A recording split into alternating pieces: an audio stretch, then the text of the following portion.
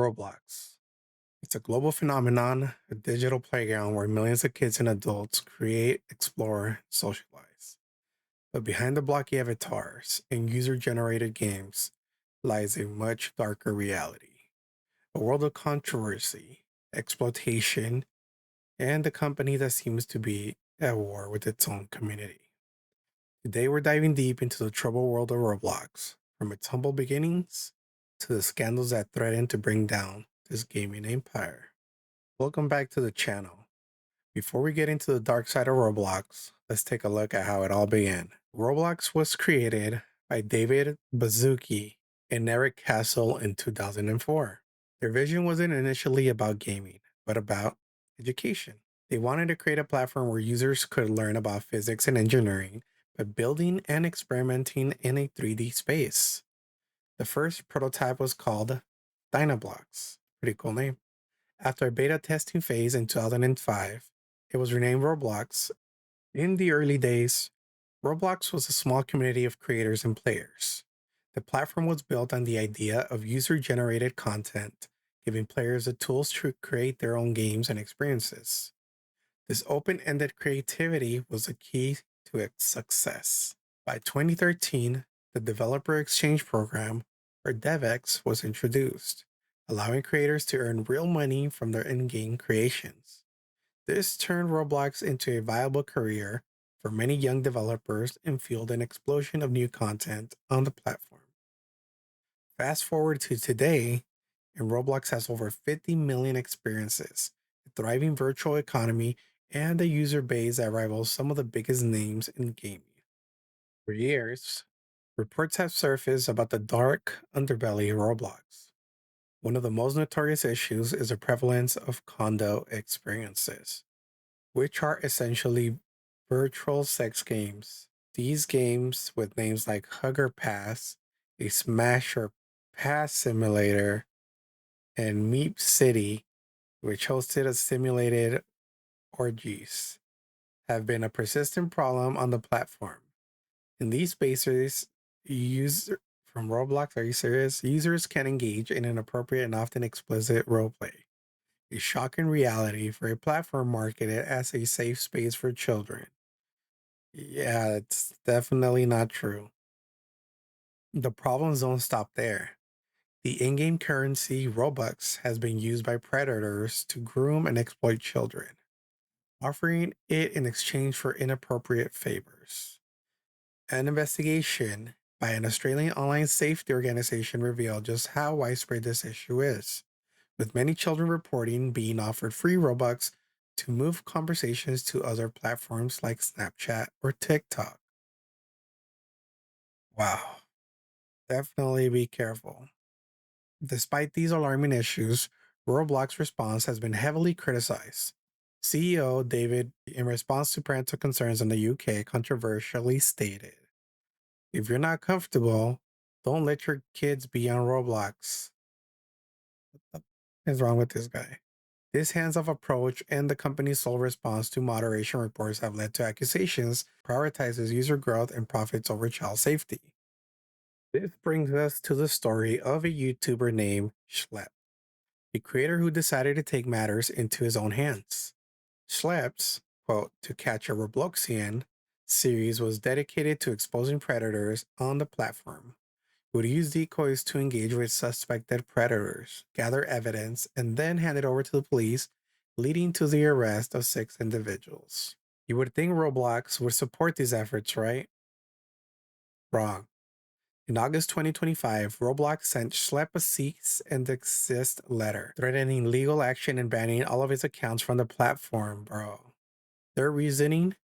They claim Schlepp's actions were simulating sexually explicit conversations and putting children at increased risk. The backlash was immediate and immense. The hashtag FreeSchlepp trended on social media, and some of the biggest creators in Roblox community cut ties with the company's Video Star program in protest. The community was outraged that Roblox would target a creator who was doing the job that they seemingly refused to do.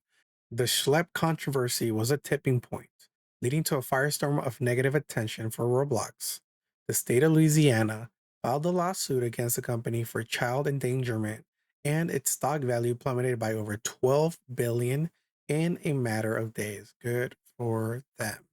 Countries like Qatar, China, Oman, and Turkey have banned the platform entirely, with others like Indonesia threatening to do the same. Just do it. In a desperate attempt at a damage control, Roblox executives released a video addressing the quote vigilante issue, but it only made things worse. Their out of touch statements and attempts to justify their actions were widely mocked and criticized by the community, as it should. So, what does the future hold for Roblox? The company is facing a crisis of trust. Parents are now more aware than ever of the dangers lurking on the platform, and a petition to remove CEO David Baszucki has gained hundreds of thousands of signatures, where Roblox has taken some steps to remove inappropriate content. Many believe it's too little too late. The story of Roblox is a cautionary tale about the responsibilities of online platforms. It's a reminder that a space designed for creativity and fun can easily become a breeding ground for a darker element when safety isn't the top priority. The question now is whether Roblox can clean up its act and regain the trust of its community, or if this is the beginning of the end for the gaming giant. What do you think about the Roblox controversies? Let me know in the comments below. And as always, thank you for watching. Don't forget to like and subscribe, and I'll see you on the next one. So, Schlepp, give me some background about how you got, I guess, introduced to Roblox. So I was 8 years old, started playing Roblox, and I immediately was obsessed with the game. I thought it was an amazing game, and it was like Legos. You could build all these cool things in it, and I kept playing the game for years, and I became more interested in it.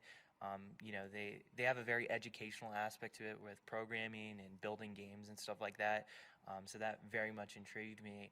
And when I was, I believe, 10 or 11, I attended multiple STEM events that the Roblox was hosting. And then eventually, I got in contact with a Roblox game developer, a very popular one. He had, at the time, one of, if not the biggest game on the platform. It was a very popular experience. Roblox had this guy in advertisements, they were promoting him around everywhere. And he was talking to me, a little kid, and I was like, "Oh my gosh, this is the coolest thing ever!" And for years, this guy he used power dynamics and pretty much groomed me. He exposed me to very horrible, depraved stuff, and um, it eventually resulted in me finding out about a lot of this dude's activity and realizing what he'd done to me. And it resulted in an attempt on my own life. And my mom reached out to Roblox. Why is my son in the hospital? Blah blah blah. How old were you? I I believe I was 15 at this time. Okay. Yeah, and Roblox sent her back a copy paste email of the suicide hotline. It was like as if that was going to be anything. Roblox still to this very day has very similar things, which I'll get to in a second. But uh, I I ended up staying in the community. I created a channel just dedicated to playing normal games. I was a kids YouTuber. I made a very successful career off of that. But um, I started receiving a lot of DMs from kids and people saying, "Hey, there's a predator here. Uh, I was groomed by this person, and do you know how to help? I don't want to go to my parents. I'm scared." Just really and this was a very innocent game that I was playing, like something you would not expect predators to be in whatsoever.